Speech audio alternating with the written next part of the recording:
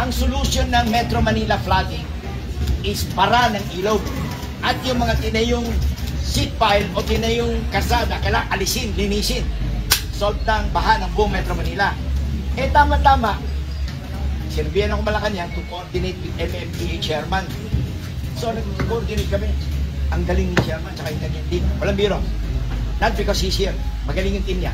Naintindihan nila yung problema. Hindi lang nila na-draw. Pero naintindihan nila yung problema.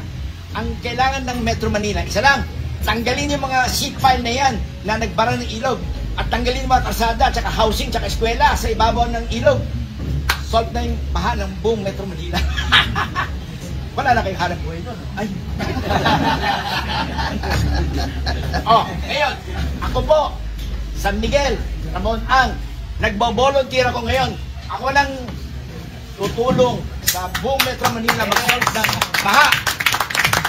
At no cost to the people, at no cost to the government. Oh, kahit yung eskwela, gusto mo, bibili na ako ng lupa, kapalit nun.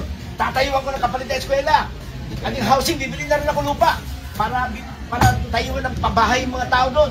Para lang alisin natin yung mga pabahay at eskwela sa ibaba ng ilog. Kaya, pag may problema, huwag tayong magtuturuan, di ba? Hanapin natin yung problema, imbestigahan natin.